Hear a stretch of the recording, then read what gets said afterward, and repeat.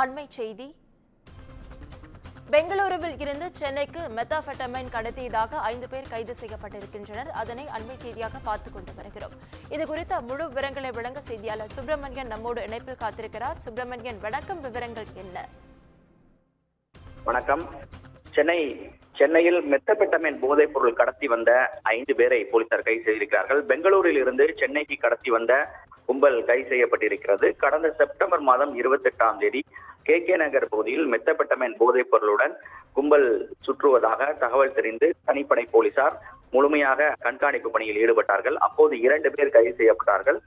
கைது செய்யப்பட்ட அவரிடம் விசாரணை நடத்திய போது மெத்தபெட்டமைன் போதைப் பொருள் பெங்களூரில் இருந்து கொண்டு வந்ததாகவும் இன்னும் சிலர் அங்கிருந்து கொண்டு வர தயார் செய்து வைத்திருப்பதாகவும் தகவல்கள் தெரிய வந்தது. அதன் அடிப்படையில் தனிப்படை போலீசார் பெங்களூர் சென்று பெங்களூரை சேர்ந்த அருண் என்பவரை பிடித்து விசாரித்த போது அவரிடமிருந்து மெத்தபெட்டமைன் கொண்டு வரப்பட்டது விசாரணையில் தெரிய வந்தது. அதே போல பெங்களூரை சேர்ந்த அருண், அதே போல ரிஷ்வான், சாரக், பாட்ஷா, சையது, நிதின் ஆகிய 5 பேரை பெங்களூரில் வைத்து போலீசார் கைது செய்து சென்னை கொண்டு வந்திருக்கிறார்கள்.